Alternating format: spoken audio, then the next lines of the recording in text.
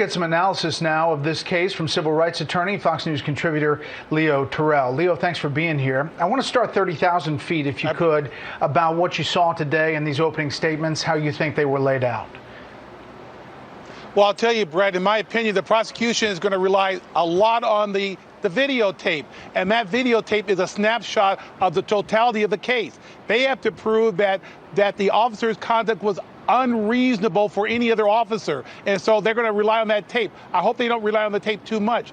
On the other hand, Brett, the defense is going to show the totality of the entire case, and that's where the defense is trying to make sure the jury understands that this case is beyond 9-minute tape. So you're going to expect a battle of the experts as to the causation of the case as far as the cause of George Floyd's death, and a battle of the police experts as to whether or not the officer's conduct was in line with police policy. Well, to that point, Leo, here is a back and forth from both sides on the use of force. Take a listen. He was well aware that Mr. Floyd was unarmed, that Mr. Floyd had not threatened anyone, that Mr. Floyd was in handcuffs. He was completely in the control of the police. Mr. Camaro, you will hear, described Mr. Floyd as drunk and that he could not control himself. When confronted by police, Mr. Floyd put drugs in his mouth. You will see the officers struggle with Mr. Floyd to get him out of the Mercedes-Benz and handcuffed. You know, Leo, this is really an interesting case. It's going to get a lot of eyeballs. As we know, it's televised, and it has a lot of impact, not just there in Minneapolis, but around the country. Well, you know, you're absolutely right, Brett. See, this story has a beginning, middle, and the end. The defense wants to show the totality.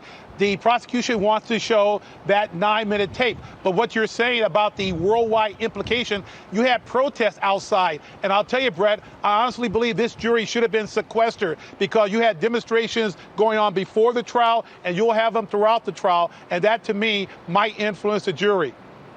I want to play one more soundbite, and this is one of the attorneys for George Floyd's family, Mr. Crump. Take a listen.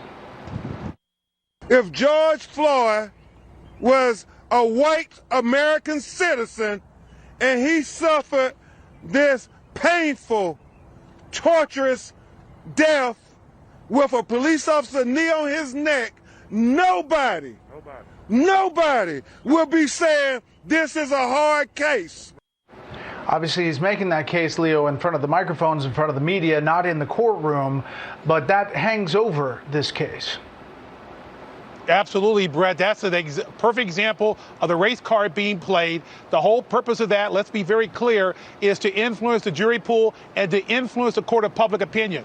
The part about this case is, Brett, this case will be decided in the courtroom, where the jury will be obligated to follow the facts and the laws presented inside the courtroom, not outside the courtroom.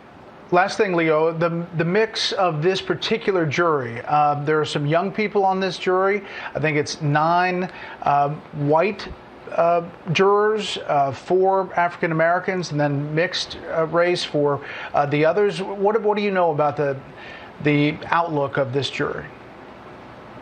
Well, I'll tell you, it represents the reflection of the community, a jury of your peers, a people of all different diversity, ethnicity, and race. But I'll tell you, Brett, this jury will follow the rule of law, and that's the key part. It's not about the ethnicity or the color. It's whether or not the jury will follow the instructions given by the judge and focus solely on what is presented in this case. And I will assume that if the outcome is determined by this jury based on the facts of this case, we'll get a fair and just verdict.